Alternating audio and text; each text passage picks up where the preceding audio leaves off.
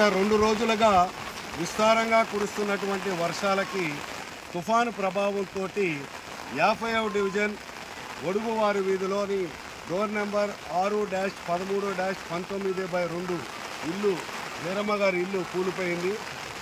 సప్తా మొత్తం కూడా కూలిపోయి మొత్తం కూడా ఇంట్లో ఉన్నటువంటి సామాగ్రి మొత్తం కూడా ధ్వంసమైనటువంటి పరిస్థితి ఉన్నది.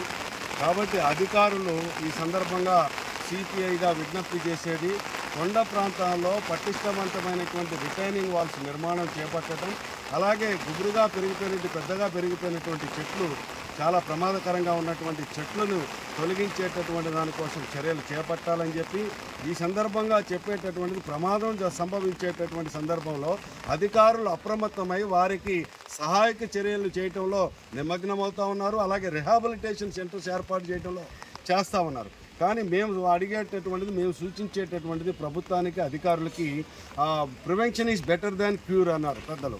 కాబట్టి ప్రమాదం సంభవించినప్పుడు వారిని ఆదుకునేటటువంటి దానికంటే కూడా ప్రమాదాలు సంభవించకుండా ఉండేటటువంటి దానికి శాశ్వతమైనటువంటి పరిష్కారాలు, చర్యలు చేపట్టాలి.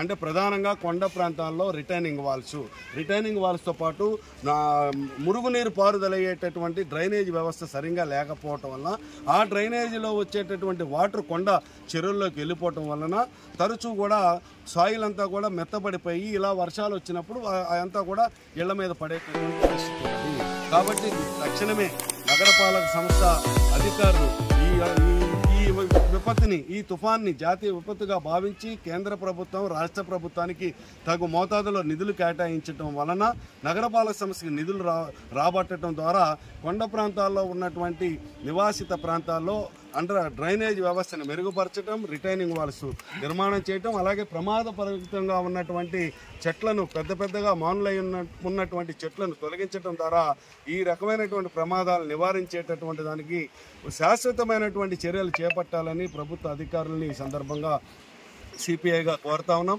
ఈ రోజున ప్రమాదం సంభవించినటువంటి 50 డివిజన్లో ఈ ఒడుగువారి వీధిలో చెక్కా వీరమ్మ గారి యొక్క ఇంటి మొత్తం కూడా ధ్వంసం అయిపోయింది. వారిని ఆర్థికంగా డిజాస్టర్ నుంచి వచ్చేటటువంటి నిధులతోటి ఆర్థికంగా వారికి ఇల్లు కట్టుకునేటటువంటి దానికి ప్రభుత్వం చర్యలు చేపట్టాలనేటటువంటిది ఈ సందర్భంగా సూచిస్తూ ప్రభుత్వం చేసేటటువంటి సహాయక చర్యలు నిమగ్నమయ్యేటటువంటి దాంట్లో మేము ఈ సందర్భంగా అభినందిస్తూ శాశ్వతమైనటువంటి పరిష్కారానికి చర్యలు చేపట్టేటటువంటి దానికోసం ఈ విపత్తు ముగిసింగానే ఇమీడియట్గా కొండ ప్రాంతాల్లో ఒక సర్వే చేసి ప్రమాదభరితంగా ఉన్నటువంటి ప్రాంతాలని ఇమీడియట్గా రక్షణ కవచాలుగా ఉన్నటువంటి రిటైనింగ్ వాల్స్ నిర్మాణానికి చర్యలు చేపట్టాలనేటటువంటిది ఈ సందర్భంగా విజ్ఞప్తి చేస్తూ వీరిని ఆర్థికంగా ఆదుకోవాల్సిందిగా, చెక్కా వీరమ్మ గారి కుటుంబాన్ని ఆర్థికంగా ఆదుకోవాల్సిందిగా ఈ సందర్భంగా ప్రభుత్వాన్ని, నగరపాలక సంస్థ అధికారులను కూడా కోరుతాం.